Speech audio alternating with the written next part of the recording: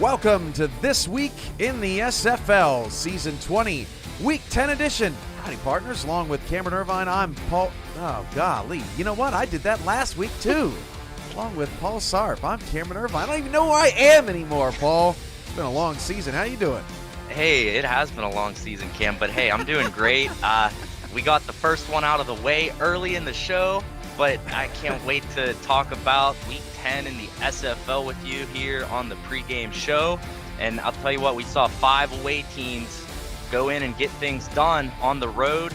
We saw Baltimore being Baltimore. We saw a great game between the Skyhawks and the Scorpions, and the Houston Heartbreak getting a little win streak going. So I'm excited to talk all things SFL with you tonight, Cam. Yeah, somebody told me last week I called myself Paul Sarp at the beginning of the show. I must have been tired. Now I'm just relaxed and ready to break down Week 10 for everyone in the SFL. Let's get right on into it. Let's start with Fort Worth, Mexico City. They got the horns. Fort Worth erupts.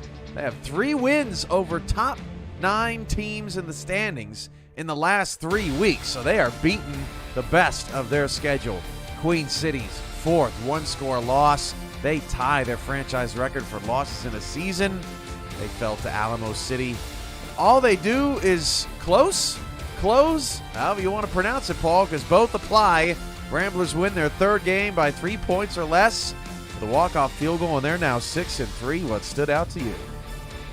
I personally saw that Sioux Falls Indianapolis game, and what an absolute game that was to the final seconds, where Top Kiefer kicks this game-winning field goal as a rookie, and this is the 3rd time they've done it this season. So I gotta give shout-outs to Indianapolis for their win over the Sparrows.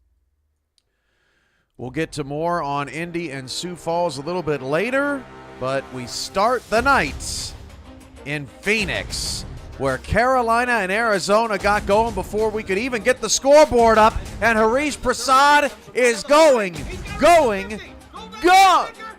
Touchdown on the opening kickoff for Carolina. They go up 7-0. Oh, baby, what a statement. Pew, pew, pew. Arizona would not take too long to respond. Get over the sideline. Harish, we're done with you. No, we're not. Check this out. And we're going to see this replay just on the opening drive against a top team like the Scorpions. For Carolina to come out and Harish Prasad to take the opening kickoff for a touchdown was just a great start to the game. Tied at 7 after a long Moses run, and look at Chase Earl. He gets the touchdown from Matt South. That would be a critical play, because watch this play. Watch the right of your screen. Matt South takes a dirty hit from Alex Constantine, and he's knocked out of the game. And then on 3rd and goal, Ike McBride is stopped. This was a killer part of the game for Carolina. They do tack on a field goal, make it 17-7. But, Paul, this was a 19-play drive that just ended in 3 points. Yeah, to have such a great drive and take all that time off in the first half to only result in a field goal is not the ideal scenario for Carolina on that drive. That wasn't the ideal scenario for Arizona. They caught some bad breaks, too. TJ Punk dropped it, resulted in a field goal. But the start of the second half, DJ Moses erupts again and saunters in for 6. Arizona takes the lead, and Carolina's upset. Crowd loves it at Fatality Field. And DJ Moses just with an incredibly crafty and strong run, breaking through defenders and then just off to the races with a little bit of flash as he walks into the end zone. Go get you some, DJ Moses. EJ DeQ thought he scored 2. How about Cheese Pizza to Heath McDaniel Jr., the backup quarterback, putting in work. Carolina takes the lead with Matt South out with a hairline fracture, 24-20. Back comes A.J. Stryker. TJ Punk makes up for the drop in the end zone and buries Carolina once again. Arizona takes the lead. What a pitch and catch. Yeah, and A.J. striking again. That's just what she does, Cam. Ike McBride, that is what she does, putting defenders down. Carolina down 3, but not for long with runs like that late in the 3rd quarter. She gets her team in position. 3rd and goal from the 6. Vince DeSantis, one-handed. Go up and get it, big fella. Carolina retakes the lead. 31-27, now 31-30. Under 4 to go. DJ Moses again. He was just the X factor if I've ever seen one in this ball game. 36-31. Arizona back on front. 30 seconds left. Pisa down the field, picked off by Iverson Gamble. And Ashley Jackson sat down with Arizona's Eddie Gage to kick off PGI this week. Welcome back to PGI, where I am joined with Mr. Eddie Gage. He is the co-owner as well as head coach, as well as Hall of Fame strong safety for the Arizona Scorpions. Just came off a big win from the Carolina Skyhawks that did not make it easy for this ball club. So, Eddie, how are you doing? I feel like I just took some aspirin. For real. That was a tough one. Indeed. Now, when you were heading to the locker room, I overheard you telling the team that the defense wasn't playing as well as didn't have a high caliber performance as it would normally. What do you think the reason for that was? And how do you plan on fixing that for next week's game against the Baltimore Vultures? Well, first of all, Carolina, they over there putting in work too. So it's not just me against myself. They got good coaches over there. So shout out to Shannon, Harish, and that coaching staff over there for doing their due diligence as well. So they get paid too. So got to get them that credit for putting together a good game plan. And like I told the guys in the locker room, one of our priorities was, limiting the production of their run game. And yet and still they came out and rushed for almost 200 yards themselves. So we got to clean that up because there's no way we're gonna win the game next week against Baltimore playing like we played today. Okay, got it. So is there a particular play or a few plays that you wish that you could have called back? I got a couple in my head, but I don't want to say them publicly right now because, you don't want to give anything away, but I can address it off camera, but for sure. Okay, gotcha. Last question for you. How important was this win for the Arizona Scorpions, especially considering the standings? It was a big win. Every win, like you said, when you replied to Carolina a moment ago on Twitter, every win is a big win right now. Vegas is not giving us any breathing room. They right on our heels, and they got the win over us already earlier head to head. So it's important that we stay ahead of them right now. And it's no days off. We got to keep the train rolling. Indeed. Speaking of keeping the train rolling, one more question for you. So when you are a top 4 seed and you get the first round off, the wild card round off, Mm-hmm. and you already have that momentum of winning going into the playoffs, do you think that it's important for you to keep that momentum up and keep playing, or to have that rest? Me personally, as a coach, I'd rather have the rest because two things. Number one, it's a guarantee going to advance to the second round. We've seen a lot of teams who are favored go out and lose in that first round. So number one, you're guaranteed to advance to the second round. And number two, as coaches and scouts, Will, Skinny, myself,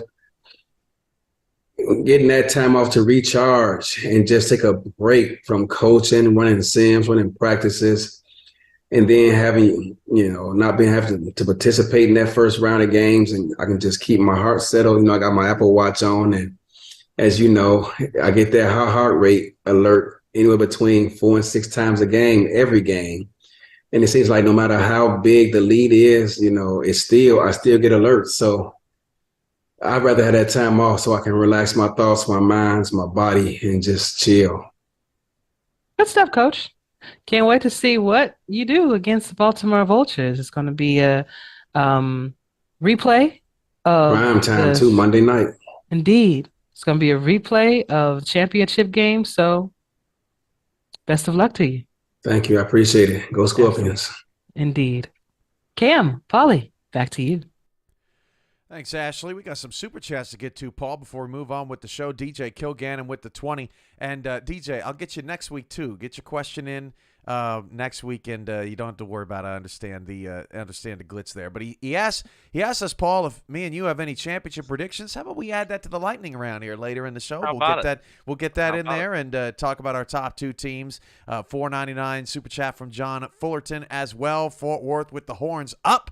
And we haven't yet gotten to our Fort Worth conversation, but we're going to get to it because Fort Worth had a big week this week. But going back to Arizona, they stay atop the SFL standings right now, Paul. And I think Eddie's right. Sometimes bye weeks in the regular season, you don't necessarily take off, but because you don't know your opponent until the wild card round is over, it really is a great chance to recharge. Absolutely. To get that extra week, to get your mind right, for the coaches to kind of maybe possibly start an early scouting on the two teams or some of the teams they may play, but to just be able to recoup and regenerate after a tough season is just a huge advantage for any team with a bye in the first round. Now, Carolina falling to 4-4, their first round bye hopes are slipping away from them, but their playoff chances are not. Ashley checked in with the general manager of Carolina, Skippy Curtis, her debut on PGI. Welcome back to PGI, where I am joined with a good friend of mine, Miss Skippy Curtis. She is cornerback and GM for Carolina Skyhawks, who unfortunately were handed a loss today from the Arizona Scorpions. We consider the Carolina Skyhawks like one of our sister/brother teams, so it was kind of a bittersweet thing for the Arizona Scorpions, to say the least. But how are you doing, love? It was bittersweet for us too. Yeah. Oh, it was a tough loss. We did not. We were definitely prepared, but not as prepared as we could have been. Mhm.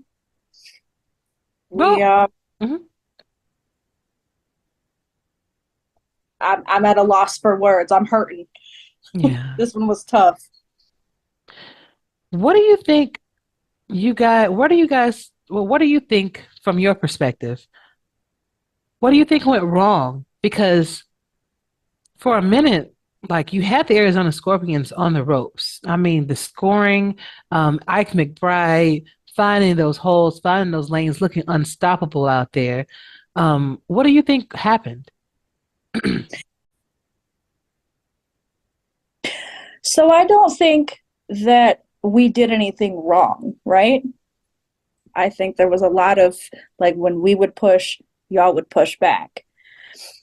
However, I think we got screwed when Matt got injured. We had all of the members of our team going today. We got Ike involved. We had Matt got hurt, but we also had our whole defense. The entire defense was involved. I heard everybody's name called today. That was great.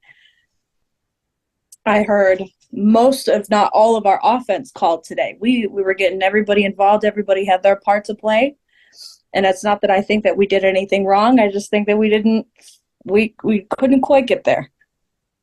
Yeah, anytime your quarterback goes down, that is a tumultuous time for your team and for the coaching staff. So It's a good thing that you guys have a really good backup to even keep you stayed in the game the way you did.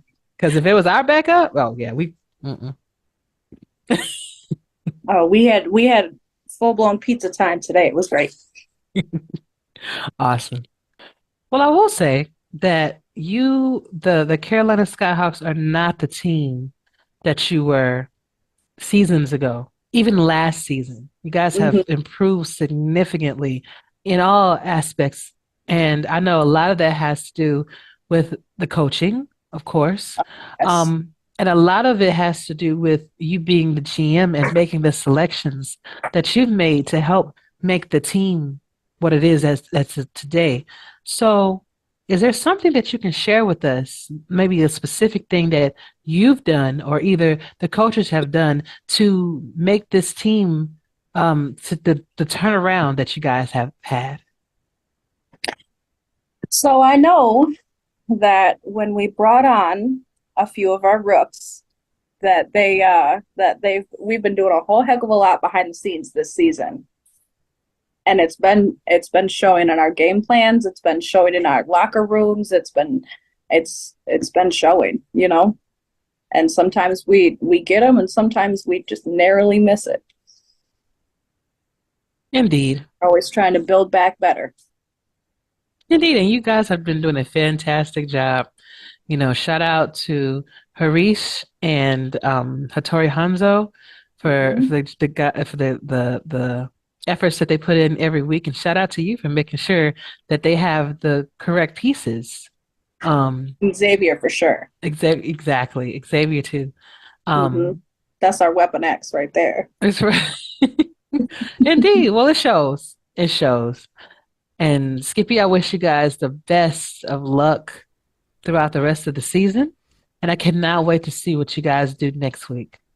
Thank you. And you too. Good luck with the rest of your season as well. Oh, we need it.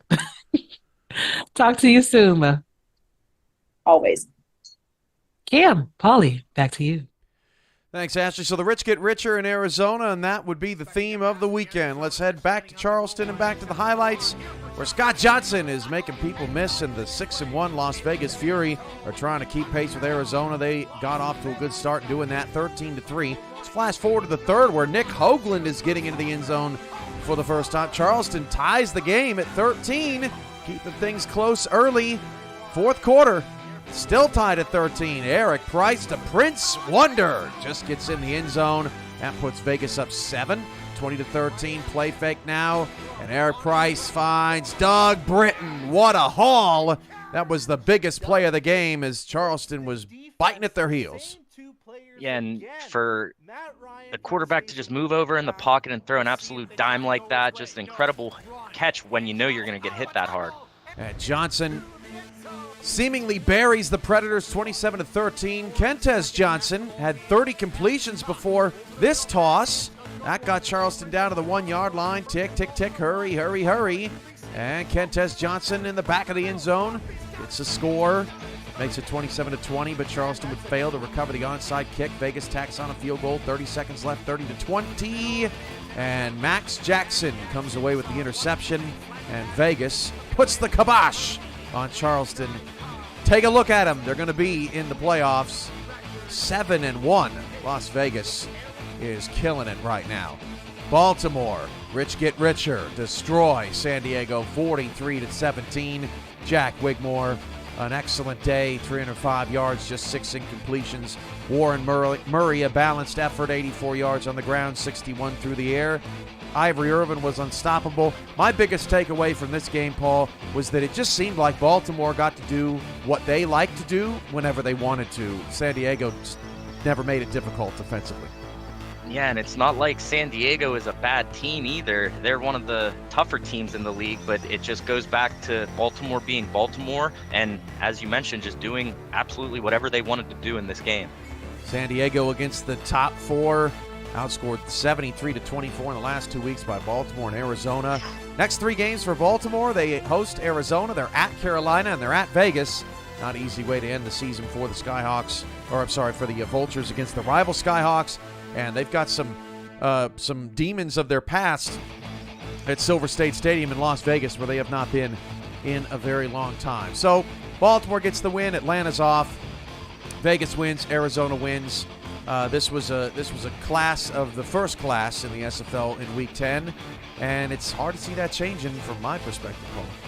Yeah, and as far as these top 4 teams go, you have Baltimore that plays Arizona and Las Vegas. Las Vegas also plays Arizona and Baltimore, and Atlanta, they have a bunch of tough teams coming up as well. They have Louisiana, Indianapolis, Tulsa, Florida. So as far as if these 4 teams will be at the top, I'm not necessarily sure, but next week on Monday, Cam, I can't wait for that game. Baltimore and Arizona, the season 19 championship rematch. It's going to be a great game, and the winner of that game is, in my eyes, definitely going to be the team to beat headed into the playoffs. It is interesting that Atlanta is kind of on an island. They play a different side of the schedule. But as you said, they still have Louisiana and Indy and Tulsa and these really, really tough games coming up. So the schedule pretty brutal at the top right now, and it's going to be fun to see how it all ends up. All right, back to the highlights, and this was a doozy. Over in Indianapolis at the Snake Pit, Julian Tyree hits Michael Knight. Remember Paul on the show last week, Michael Knight with his first career touchdown. He goes 74 yards on just his 8th catch of the season. He's got 2 scores. and Sioux Falls is up 10-3. So now Ryan Roosevelt's going to get involved late in the first quarter. You figure leads the league in receiving. There he is, the target. Oh no, I don't think so. Nana Leahy with the interception and going all the way. Nope, just tackled at the 12-yard line. Nice effort by Indianapolis' defense, but it would all be for naught. Julian Tyree over to Jason Williams, and he's got all day with a capital A-D. Dirty Bird, 17-3. Sioux Falls spanking Indy at this point, and the Ramblers are worried they may be falling down the standings. Not so fast. Colin Pierce, deep shot. There he is. Ryan Roosevelt down inside the 30-yard line, getting things moving for the Rambler offense. That was slow to start. And as we've seen all season, Ryan Roosevelt and Colin Pierce, they have been on the same level, just at the top of the statistics in both respective categories. Just a great season by both of them. That was Roosevelt twice. That was Roosevelt a third time. Touchdown Indy, 17-10. Start the lawnmower. They're mowing down the Sparrow defenders. Better late than never. 6:08 to go in the second. 17-10 Sioux Falls. Trips off the right side. Tyree's going to go play action, and he's going to go to the sideline before Bryant James gets the pick. Get out of the way! Oh, I don't want to tell you who he was because he just did a $4.99 super chat, so I won't say nothing. Bryant James, former number 1 pick, with the pick inside the 20. Now Colin Pierce with the quick trigger. Touchdown to Jay Viper. Career day. Over 100 yards. Chad Rowland loved the performance. Let's fast forward. 26-26 after 6 straight field goals in the second half, Paul. Ryan Roosevelt gets things moving for the Indianapolis offense again. And Christian Pierce from 1 yard out puts it in. 32-26, Indianapolis takes the lead. Sioux Falls comes back. 40 seconds to go. Tyree back in the end zone. Noe Terrasas, the ballerina toes, ties the game with Zastel Black's extra point. We're all knotted up at 33. 23 seconds to go. Pierce down. Who else would it be? Ryan Roosevelt down to the 34-yard line. Clock ticks all the way down until Top Kiefer with his 5th field goal of the day from 51 yards out. What do you think, Paul? Has he got the leg? Hey, he's a rookie, a young player. Let's see if he has the clutch in him. Got it! Just over the bar, and Indianapolis wins 36-33. Ernest McRae Sr. caught up with Ashley Jackson after the game. Welcome back to PGI, where I am joined with a good friend of mine, Mr. Ernest McRae Sr. He is the cornerback for the Indianapolis Ramblers, who just came off an exciting win over the Sioux Falls Sparrows. Man, how are you? I'm pretty good, man. Unbelievable. Like I'm pretty good right now. I'm feeling good, and I just want to give from up top with Adam and Chad for what they've been doing, and the coaching staff, man. They've been working hard, and it's been paying off, man. The players been dedicated and doing what we got to do. Lovely, man. Indeed. So take us back a little bit when it was like 1 minute and 2 seconds left. I think it was like 1 minute. It was either 1 minute or 2 or 1 minute 20 seconds left. And you saw Sioux Falls score to tie the game up. What was going through your mind at that moment?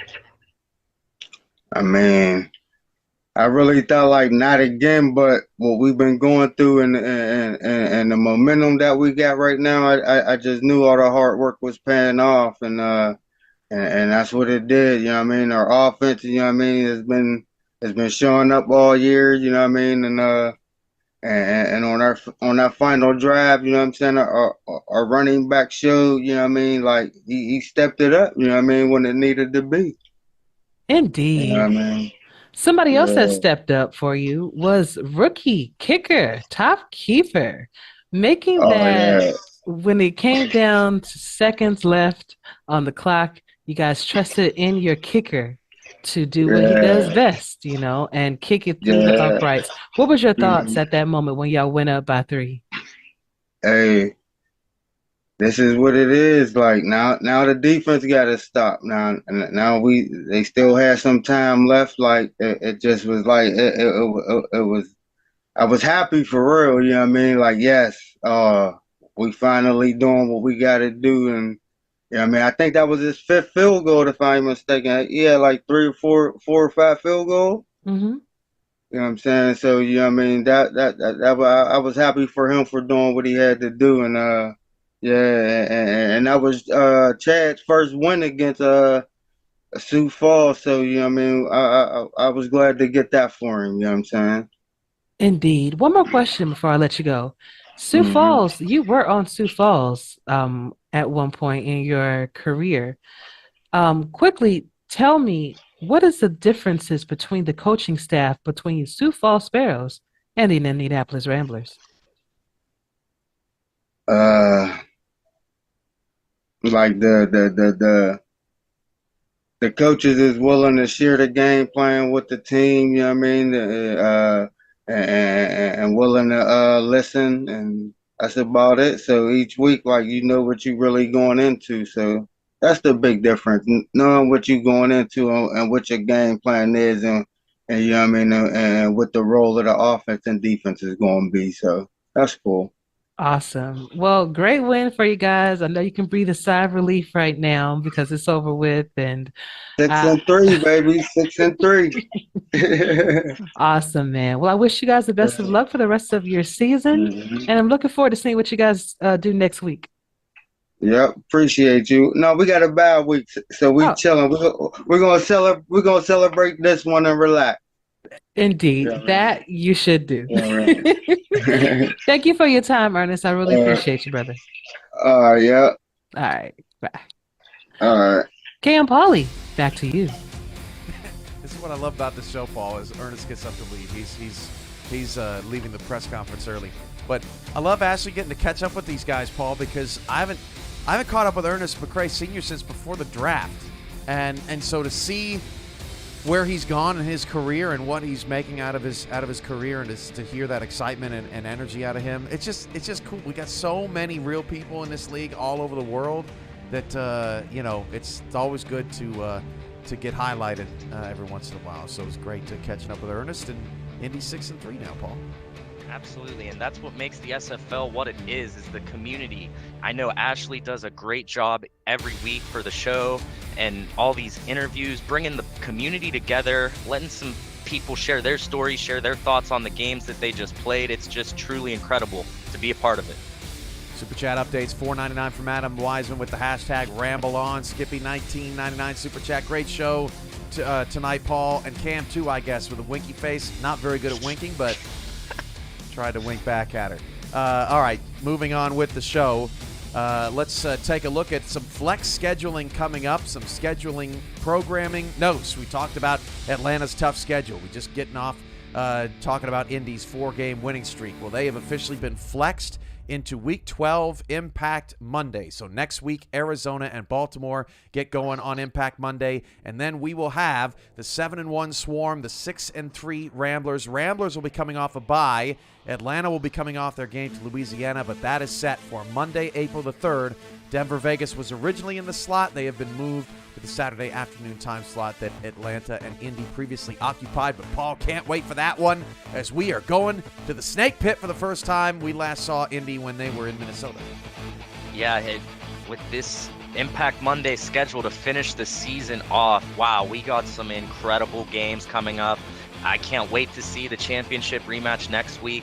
And then in Week 12, Atlanta and Indianapolis, two high-flying offenses, two great teams all around. It's just going to be a sight to see. And for everyone watching right now, you better be tuning in because you're not going to want to miss it. The chat now thinks they're calling us Pam now, Paul. Cam and Paul. So I guess we're now Pam. Everybody's having fun tonight, so I like that. Let's get let's see. We're not back to the highlights. We're going to go to the lightning round next, Paul. We got a 5-pack of questions here to whip through. So quickly, Paul, Vegas, they going to get a first round bye? As much as I would love for them to prove me wrong, I'm going to go out on a limb and say no to that one, Cam.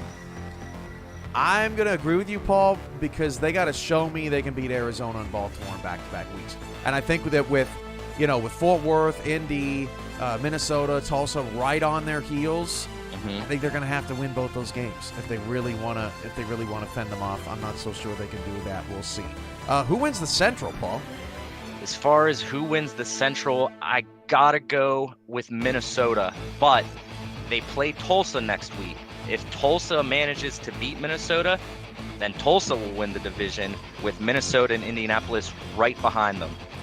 Ooh-wee, man, Tulsa's at home next week, so I just gotta give the slight edge to Tulsa, but I don't know. Baltimore or the field, Paul? Who you taking? I gotta go with the field on this one. Woo! I know being the Oh! defending champions, it's no small feat, Cam, but with all the impressive teams this season, I think someone in season 20 is finally going to knock Baltimore off the pedestal. Oh, man, I got to take Baltimore, man. I don't know. They've been kicking the crap out of some people here recently. Oh, tough call. Dark horse to win it all. That's anyone between the 5 and 16 spot right now. Who you got, Paul? So back to the Central Division, my dark horse is Indianapolis. You can't deny the passing offense, and you can't deny the season that Colin Pierce and Ryan Roosevelt is having. There's a huge gap at the top of the statistic leaderboards between Roosevelt and Pierce and anyone below them, a huge gap in between that. I got to go Fort Worth. They're the only ones that have beaten the Kings. Mm-hmm. And, maybe Arizona will They're do hot. it next week. I don't know, but they are red hot, and I wouldn't want them in the first round matchup because that's probably going to be a wild card spot somewhere. I don't know who's going to draw them, but I don't want that draw. All right. Before we move on, Kilgannon's question in the chat, super chat from earlier. Who's your championship matchup, Paul? First off, shout out to DJ, go Lexington. But my championship prediction for season 20, I gotta go with the Arizona Scorpions. And who are they going to play? It's going to be another rematch. We're going to Rematch? see it next week, and then we're going to see another rematch, and I think Arizona is going to get the best of Baltimore in season 20. All right, then. Well, there's Paul. We'll check back up on that prediction from Paul here in a few minutes. All right. I'm sweating right now, Cam. Back to the highlights.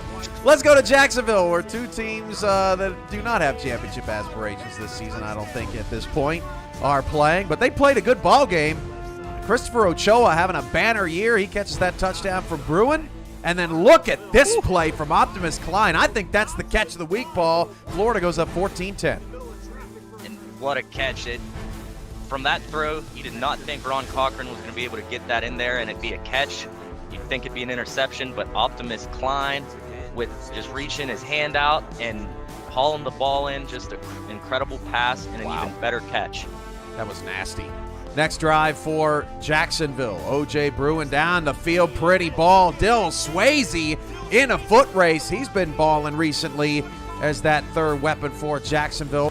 21-16 now. Storm on top of the Kings. The Kings had to settle for a field goal on that drive from the Swayze catch, and Stephen Bush is just doing ridiculous things. 28-19 now. A lot of field goals for Jacksonville in this game, but there's a touchdown. Bruin to Kingston Ellington makes it 28-26. Kings trying to snap a 6-game losing streak. J.W. Doyle puts in a nail. 35-26. And then Florida's defense hammers it home on the next series. Sean Sanders in the backfield. And he is going to get popped. Fumble. Stephen Black forces it. Aaron Gooden recovers. Florida would win 38-26 over Jacksonville. Ooh, boy, this looks cold here in Motor City. London and Motor City, and Ibrahim Creative spent half the day on his back. William Davidson with the sack. Very next play, Cam Crosby with the next. He was sacked 7 times in this one, Paul. But London Motor City rather, was keeping it close as Crosby flexes on Ibrahim. 10-3, almost halftime. Robert Merrill, get off me. He scores 17-3 London. Robert Merrill would get hurt in this game and would not play for most of the second half, but he did all of his damage early. Yeah, Robert Merrill, unfortunate that he got hurt in this game, but we've seen time after time again this season, Robert Merrill, what all he can do for the team, and this London defense, man, they really stepped up against Motor City. 24-3, now 27-3, and you're thinking this is ball game. Look at King Rashid with his 10th pick, leads the SFL, gets a pick 6 and gets some momentum for the V8s late in the third in the Burr. 27-10 is now the deficit. Motor City not done, making London shiver in this second half. But first, another look at Rashid's pick. And King Rashid, 10 on the season. He's making his resume a little stronger for Defensive Player of the Year, Cam. Creata. Wow, pretty ball. Guy Clausen, he was a monster in this one. 27-17, now 30-17, 4:47 to go. Still a ball game. Creata is nailed, but the pass is caught by Clausen. I have no idea how that happened all the way down to the 8-yard line. But then on 4th and goal from the 3, Creata, seeing ghosts, steps up in the pot. Whoa, my gosh. Fails to convert the 4th down. That hurts, Paul. And London wins 30-17. Fort Worth blows out Mexico City. This is why they're the dark horse, 52-28. They set a franchise record for points. 71 games they've played, and this is the first they've scored 52. Look at Hacker's stat line. 10 for 293 and 4. Jordan Sipe, 9 picks this season coming into the game, 6 in this game, and they were blanked in the third quarter as the game got away from them. And huge credit to this Fort Worth team setting the franchise record in their 71st game, scoring 52 points against a strong Mexico City Aztecs team. They all around just beat Mexico City in all aspects in the game. Will Fort Worth run the table? Their next 4 games, Canton, Queen City, Motor City, and then a rematch with the Aztecs. What say you? As far as what I'm seeing, Cam, the first 3 games in the remainder of their schedule, I think Fort Worth has 3 wins. And it's if they can sweep the table, comes down to if they can play Mexico City the same way they did this weekend, where they just absolutely dominated them all around. Playoff field is stacked, but these teams aren't going away. Denver at DC, and Kevin Say putting in some work. Gets the first points of the game on the board in the second quarter, 7-0 Dragons. Then more Kevin Say. Watch this on the outside. Gets a block, breaks a tackle, spin move, all the way down to the 6. Kevin Say, he's just masterful. And Kevin Say just saying it louder for this Denver Nightwings team. You can't bring me down is what he's saying. Again, taking 5 defenders just to bring 1 running back down. Just an incredible run there. Lauren Percoco dominated the first half. She is a red zone threat and poses for the cameras. 14-3 late in the third quarter. DC's in control, similar to the London game. Oh, that is not where you want to put the football. And Rosca Santagria, never forget his name. He's gone. Synergy, not a chance. Touchdown, Denver. Holy moly, look at the Nightwings. They are right back in this thing, 14-10. Another pretty pick 6 here on This Week in the SFL. And that's just great defense there to be able to read the quarterback and just jump the route. And with no one in front of you, no one's able to catch you either. You're putting up 6 points for your team. How would DC respond? Pretty good. They get down in the red zone, and then on 3rd and 3, they convert. Mike Churchill with the score, 21-10. DC gets a little breathing space. Gene Struthers fires it down the field to Riley Quintero, tackled at the 2, but can you believe it, Paul? They only got 3 points out of the drive. A killer because of plays like this. 3rd and goal from the 2. They don't run O'Shaughnessy, who, by the way, falling fast on the running back leaderboards. 15 yards on 15 carries in this one. Totally ineffective. 21-13 now after a failed onside kick. Dagger. Synergy to Churchill, not wasting any time. And the DC Dragons win it 28-13 over the Nightwings. Now to Canton, where the Houston Headhunters have won 2 straight, trying to make it 3, and DR Sim is sliding into the end zone, puts Houston up 7-0. This was kind of the difference in the game early on, Paul, because in the end zone, well, Canton's throwing picks and still not getting points. 7-0 Headhunters still have the lead. Third quarter, 10-3. Canton keeping it close, but someone forgot to cover Mike St. Green, and he'll make you pay every time.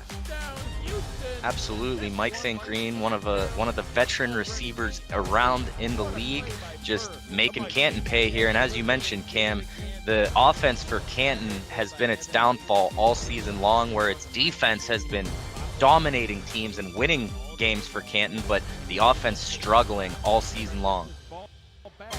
This changed the game. G.P. Wells seemingly had a first down and then spun back inside. Houston had to settle for a field goal. Paul, after that play, they never got another first down. And here goes Robert Johnson in the fourth quarter, surging ahead for Canton in a dramatic turn of events for the Houston Headhunters, and boy, were they nervous. Next play, Robert Johnson takes the handoff. He's in, walks in. 20-10. Canton's got new life. Fireworks at Fatherhood Festival Field. That's a touchdown to Jack Wall. 20-17. Oh, biting nails now.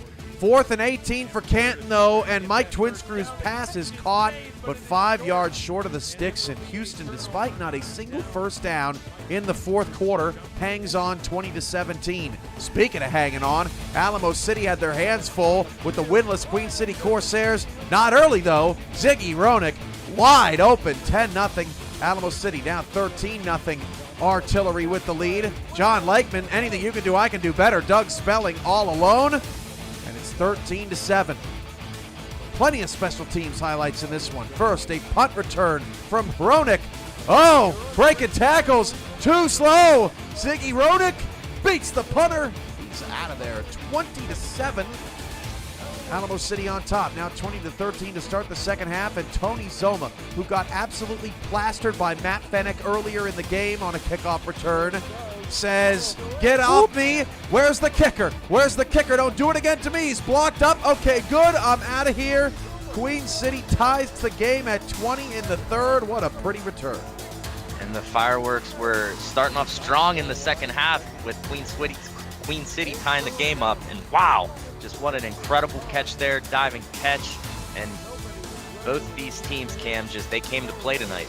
Pretty play from Deuce with under 6 minutes to go. It was part of a 10-play, 84-yard drive for Alamo City that ended up winning this game. That is just gorgeous. Queen City taps them down. Second and goal with the 6, under 5 to go. Got to cover the flats in the SFL, and Brad Jones walks it in. 30-23, Alamo City on top. Queen City on a 4th and 5, trying for their first win. They can't get it. Pass picked off by now unretired Raugar Law. Alamo City holds on to improve to 5-4, and they are right on the outside looking in. Let's check in on those standings. Alamo City is now ahead of San Diego in 13th place there. 2 teams above 500 on the outside looking in at the moment. Carolina is right behind them at 4-4. Vancouver, still your Pacific Division leader at 4-4. Louisiana, Fort Worth, London, all with 3 losses along with Indy and Mexico City. It's getting bottled up down there. Minnesota still clinging to their narrow lead in the Central over Tulsa thanks to division record, but those 2 teams play this Saturday. What catches your eye about our top 12 and who's just on the outskirts right now? As far as what we see here, San Diego falling down further with their second loss in consecutive weeks, still trying to fight to earn a playoff spot, just as well as Alamo City and Carolina. Sioux Falls, hard losses this week, but the top teams, Cam, the top 4 teams with Arizona, Baltimore, and Las Vegas, how they all have to play each other in the remaining 4 weeks of the season. It's going to be an exciting finish, and I can't wait to see how the season finishes out in the regular season headed into the playoffs. Paul, I think San Diego's got to win out. Their resume is clearly the worst of the 5-win teams right now. But the good news for San Diego is their last 3 games are Carolina, Charleston, and Denver. So it's there for San Diego, but because they have no further opportunities to really boost that resume, I think they're going to be last year's Tulsa if they end up 7-5. They're going to be on the outside. They got to win them all. Yeah, that definitely would be a tough outcome for San Diego, but you have 3 winnable games. You just have to go in each week and handle business and take it week by week rather than looking at the bigger picture right away. So if I'm in San Diego, I'm just focused on next week's matchup and just trying to add a win to the win column. A Carolina-San Diego game feels pretty big at this point in the season as those 2 teams fight to try and get in the playoffs and hope that someone in that top 12 starts to slide. Louisiana's playing good football. Fort Worth's playing great football. Indy, Tulsa. You look at those wild card teams, nobody is on a losing streak. Nobody's falling down right now. So it's going to be very difficult to make that climb. Something is going to have to fall their way for those teams just on the outside looking in right now. That's it for for this week in the SFL Season 20 Week 10 edition. Coming up for our YouTube audience, it's Impact Monday with Vancouver and Los Angeles, preview and kickoff of that game. And for Next Level Sports, stay tuned to more SFL action all week long all across the network, and we'll see you on Saturday for Minnesota and Tulsa in week number 11 of the SFL's 20th anniversary season. For Paul, I'm Cam, and we'll be back.